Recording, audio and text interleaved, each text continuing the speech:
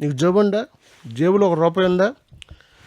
ఆ రూపాయి నువ్వు తీసుకెళ్ళి ఇండియాలో ఇండియాలో ఆ రూపాయిని తీసుకెళ్ళి నువ్వు షాపులోకి వెళ్ళి ఒక చిన్న చాక్లెట్ కొనుక్కోవచ్చు. అదే రూపాయిని తీసుకెళ్ళి నువ్వు ఒక భిక్షగాడికి రూపాయి దానం చేయొచ్చు. ఆ భిక్షగాడు అమ్మ దేవుడా అని చెప్పి దండం పెడతాడు. సో మన రూపాయికి మన ఇండియాలో వాల్యూ ఉంది. కానీ నువ్వు అదే రూపాయిని అమెరికాకి తీసుకెళ్ళి బిచ్చగాడికి ఇచ్చిన తిరిగి నీ మొహాన కొడతాడు. దాని అర్థం ఏంటంటే మన రూపాయి యొక్క వాల్యూ పడిపోతుంది. మన ప్రపంచం మొత్తం మీద ముఖ్యంగా అమెరికాలో మన రూపాయి వాల్యూ పడిపోతుంది. అంటే మనం ఒక రూపాయి ఇస్తే వాళ్ళు చీప్గా చూస్తారు.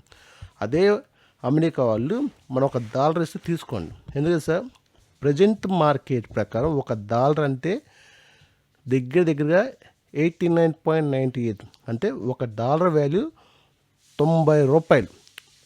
ఒక డాలర్ వాల్యూ 90 రూపాయలు. అంటే ఒక రూపాయి ఎన్ని డాలర్లు? 0.9 డాలర్స్. అంటే మన రూపాయికి వాల్యూనే పోయింది. రూపాయికి వాల్యూ పోతామంటే ఆ పక్కన ఉన్న కంట్రీ వారి యొక్క రూపాయి వాల్యూ మార్కెట్ పెరుగుతుంది. ఒక డాలర్ 90 రూపాయలు అంటే ఎంత పెరిగిందంటే 1950లో ఒక డాలర్ అంటే జస్ట్ 4 రూపీస్ మాత్రమే. అంటే అప్పటికి మనకి తక్కువ, అప్పుడే ప్రజెంట్ మనకి ఇండిపెండెన్స్ వచ్చింది. సో మన కరెన్సీ తక్కువ ఒప్పుకుందాం. జస్ట్ ఒక డాలర్ అంటే 4 రూపీస్. కానీ ఇప్పుడు 90 రూపాయలు అంటే దగ్గరగా 16 టైమ్స్ ఇంక్రీజ్. ఈ లాస్ట్ 50 yearsలో 16 టైమ్స్ ఇంక్రీజ్ అయింది. డాలర్ వాల్యూ ఇంక్రీజ్ అవుతాం అంటే మన రూపాయి వాల్యూ తగ్గిపోతుంది. అసలు ఇలా ఎందుకు జరుగుతుంది? మన రూపాయి వాల్యూ తగ్గటం మంచిదా కాదా? ఈ రూపాయి వాల్యూ తగ్గటం వల్ల ఏం జరుగుతుంది? అసలు రూపాయి వాల్యూ ఎందుకు తగ్గుతుందో చూద్దాం. మన రూపాయి వాల్యూ తగ్గటానికి ప్రధానమైన కారణం ఇంపోర్ట్స్ అండ్ ఎక్స్పోర్ట్స్, ఎగుమతులు దిగుమతులు. అంటే ఇంపోర్ట్స్ ఎక్స్పోర్ట్స్ అంటే మనం కొన్ని ప్రొడక్ట్స్ మన కంట్రీ నుంచి వేరే కంట్రీస్కి అమ్ముతాం. అలాగే కొన్ని ప్రొడక్ట్స్ మనం వేరే కంట్రీ నుంచి తెచ్చుకుంటాం.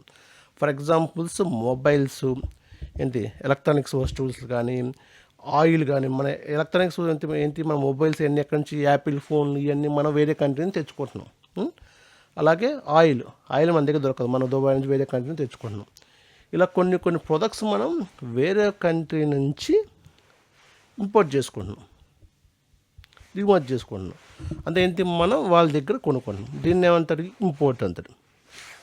ఓకే. అలాగే మన దగ్గర నుంచి వేరే కంపెనీ వాళ్ళు ఎక్స్పోర్ట్ చేసుకుంటారు. ఏం ఎక్స్పోర్ట్ చేసుకుంటారు? రైసు, కాయగూరలు, మ్యాంగోసు, లేదా మన ఇండియాలో ప్రధానంగా దొరికే కొన్ని వాటిని వేరే కంట్రీస్ ఎక్స్పోర్ట్ చేస్తాం మనం. సో అలా మనం కొన్ని ప్రొడక్ట్స్ వేరే కంట్రీ నుంచి దిగుమతి చేసుకుంటాం. అలా మనం కొన్ని ప్రొడక్ట్స్ వేరే కంట్రీకి అమ్ముతాం. అయితే ఇక్కడ ఏం జరుగుతుంది?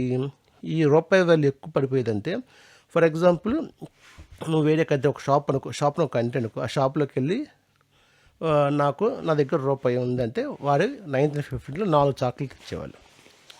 సో అప్పుడప్పుడు రూపాయికి వెళ్ళి అమ్మాయి నా దగ్గర రూపాయి ఉంటే నేను వారి షాప్లోకి వెళ్ళి 4 చాక్లెట్లు కొనొచ్చు.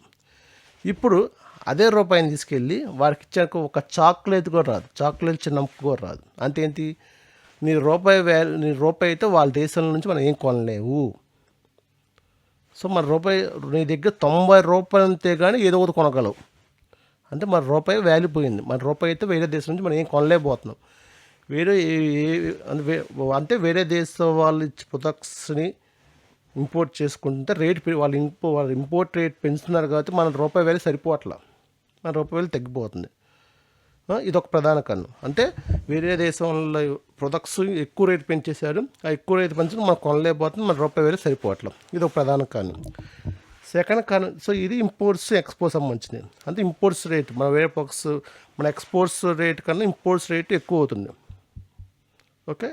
వేరే కారణం ఏంటంటే సెకండ్ రీజన్ ఏంటంటే ఇన్ఫ్లేషన్, అంటే ద్రవ్యోల్బణం రేటు అంటారు. ద్రవ్యోల్బణం ఈ మాట వినే ఉంటారు.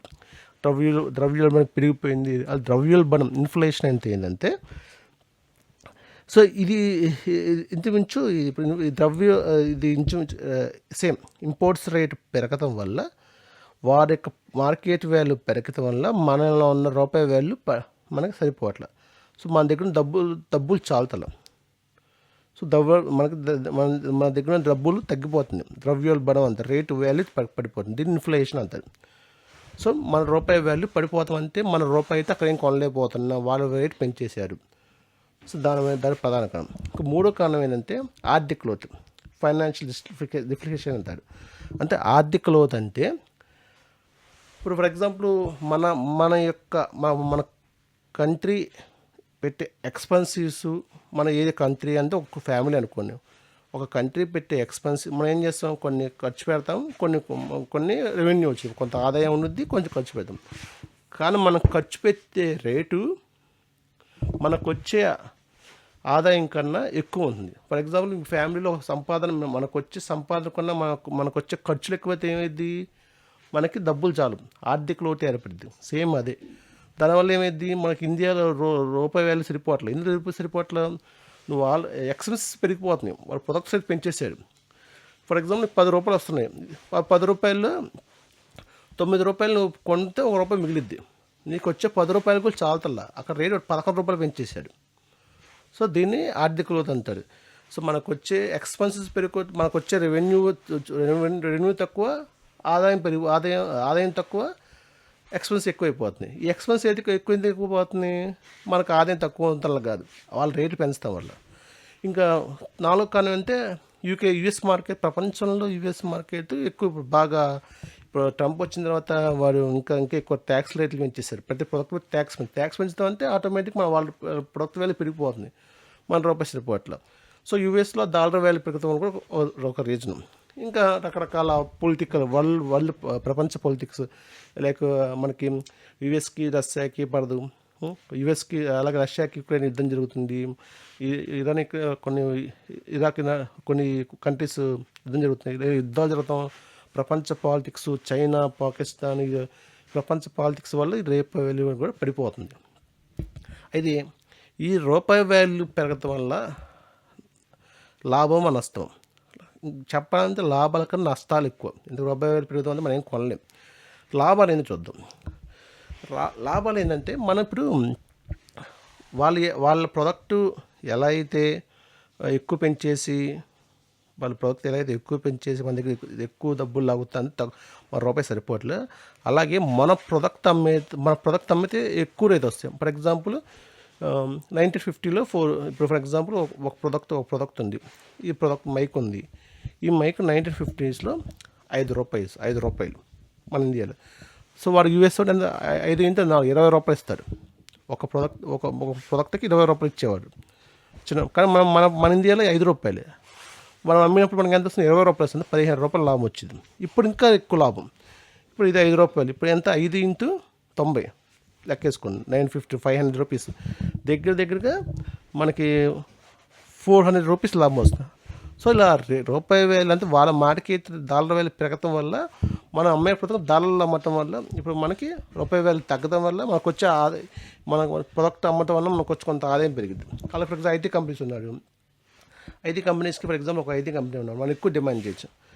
ఫర్ ఎగ్జాంపుల్ వాళ్ళకి $5 శాలరీ ఇస్తున్నారు, వాళ్ళు $1 శాలరీ ఇచ్చాను, $5 ఇచ్చాను అనుకోండి. ఇవాళ 950 20 రూపాయలు అంటే ఇప్పుడు ఎంత అయింది, దగ్గర 500 రూపాయలు ఎక్కువ అయ్యేది కదా. సో డాలర్ రేట్ పెరగడం వల్ల ఇలాంటి లాభాలు అంటే మన ప్రోడక్ట్కి ఎక్కువ ఆదాయం వచ్చింది, ప్లస్ మనం ఎక్కువ డిమాండ్ చేయొచ్చు. కాదు నష్టాలు అంటే మనం వేరే కొనలేం, వాళ్ళ ప్రొడక్ట్స్ కొనలేం, మన రూపాయి సరిపోదు. సరిపోవాలంటే మనకు దాని తగ్గట్టు రెవెన్యూ పెరగాలి, సరిపోదు. సో ఇది నష్టాలు. ఇప్పుడు ఈ రూపాయి వాల్యూ తగ్గకుండా మన రూపాయి వాల్యూ స్ట్రాంగ్ అవ్వాలి అంటే మనం ఏం చేయాలి? రూపాయి వాల్యూ స్ట్రాంగ్ అవ్వాలంటే మన వస్తువులు కొంటాం, రేటు పెంచేశాడు. సో మనం కొంటాం ఆపేసి మనం ఓన్గా డెవలప్ చేసుకోవాలి. అందుకనే Modi make in India concept పెట్టాడు.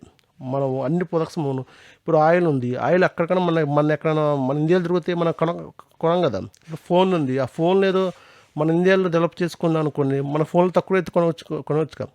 అలా కొన్ని for example chat GPT purchase చేస్తున్నాడు వాడు ప్రీమియం ఎక్కువ కొనాలి. అదే అలాంటి చార్ట్ మన ఇండియాలో డెవలప్ చేసుకున్నాం అనుకోండి, మనం వేరే వాళ్ళని డిపెండెన్సీ ఆధారపడక్కల. సో డిపెండెన్సీ తగ్గించాలంటే మనం మేక్ ఇన్ ఇండియా, మన ఓన్ ప్రొడక్ట్స్ని మనం డెవలప్ చేసుకుంటే మరి వేరే వాళ్ళకి కొనకుండా అప్పుడు మన రూపాయి వేలు ఆటోమేటిక్గా పెరిగిద్ది. ఆ, అలాగే మనం ఓన్ ప్రొడక్ట్స్ పెంచుకుంటే వాళ్ళు వేరే దేశం మన దేశంలో వచ్చి కొంటారు. సో ఇలా మనం అలాగే మన ఆదాయం పెంచే మార్గాలు డిపెండెన్సీ తగ్గించాలి. ఉం? మనం మేక్ ఇన్ ద కాన్సెప్ట్ మనం ఓన్ ప్రొడక్ట్స్ డెవలప్ చేసుకుంటే ఇలా రూపాయి వాల్యూ పెరుగుతుంది. కానీ ఇది గత సంవత్సరం కొన్ని సంవత్సరం నుంచి రూపాయి వాల్యూ తగ్గుతూనే వస్తుంది, డాలర్ వాల్యూ పెరుగుతూనే వస్తుంది. ఆ, ఇది ఒక విధంగా మంచిది కాదు, కానీ ఇది తగ్గాలంటే మన ప్రొడక్ట్స్ మన ఓన్ ప్రొడక్ట్స్నే కొనాలి. ఇంకోటి మనం వేరే కంట్రీస్లో ఉంటాం, మనం వేరే కంట్రీస్లో మన ఇండియన్ ప్రొడక్ట్స్నే కొనండి. ఇప్పుడు ఫర్ ఎగ్జాంపుల్ ఇది మన ఇండియా నుంచి ఒక కాటన్ శారీ అమెరికాలో ఉందనుకోండి, మనం కొన్నాం అనుకోండి, మనకు ఆదాయం వచ్చు కదా. మనం సో వేరే దేశాల్లో కూడా మన ప్రొడక్ట్స్ని ఎక్కువ సేల్ అయ్యేలా చూసుకోవాలి. అలాగే వేరే కంట్రీస్లో ఉన్న ప్రొడక్ట్స్ని కొనకుండా ఓన్గా మనం డెవలప్ చేసుకుంటే ఈ రూపాయి వాల్యూ తగ్గడం ఆగిద్ది. So make in India, made in India, love India. So we need to do something. So దీనిపైన మీ కామెంట్ ఏం చేస్తే బాగుండిద్ది, రూపాయి వేలు తగ్గకుండా ఏం చేస్తే బాగా, రూపాయి వేలు ఎందుకు పెరిగిందని మీరు అనుకుంటున్నారు, దాన్ని మీ కామెంట్ రూపంలో చెప్పండి. థ్యాంక్స్.